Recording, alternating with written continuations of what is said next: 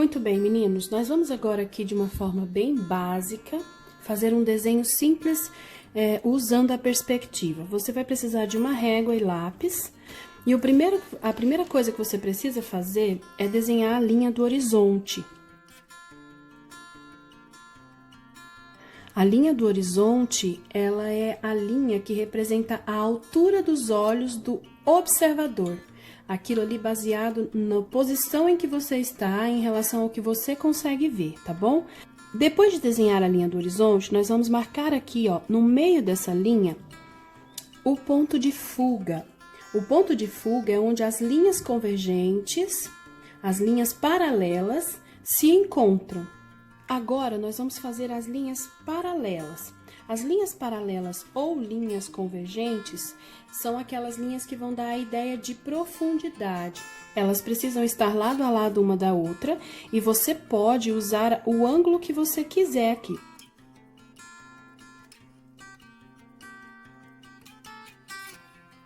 Depois de desenhar a linha do horizonte e as linhas convergentes, marcando aqui o ponto de fuga, você pode usar essa estrutura para fazer diversos tipos de paisagens.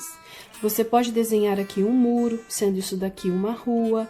Você pode desenhar um pôr do sol com um lago, um pôr do sol com uma rua. Ou você pode fazer uma estrada, como é o caso que nós vamos fazer aqui de exemplo, tá? Vamos marcar aqui a estradinha, o meinho da estrada, porque aí você já vai entender e já vai perceber que estamos dando profundidade ao nosso desenho, olha só. Agora, duas coisas importantes. A primeira delas é que quando você for fazer os seus desenhos na lateral, você não deve levar em consideração a sua linha convergente ou linha paralela.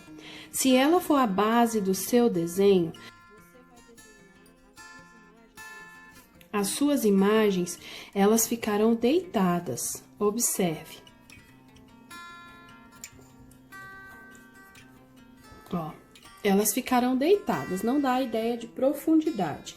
O que você precisa fazer é levar em consideração a folha e a própria linha do horizonte. As suas imagens, os seus desenhos, eles precisam estar nessa direção. Isso aqui precisa ser a base do seu desenho. Assim, você não vai correr o risco deles ficarem deitados e a imagem, a ideia de perspectiva vai permanecer. Um outro ponto é o tamanho dos seus desenhos. Quanto mais perto do ponto de fuga e da linha do horizonte, menor deve ser o seu desenho. Se você for desenhar um carro, por exemplo, e ele estiver aqui, você precisa desenhar ele pequenininho. Aqui ele precisa estar maior, proporcional ao ângulo que você fez as linhas convergentes aqui. Agora é só usar a criatividade, as cores e terminar o seu desenho.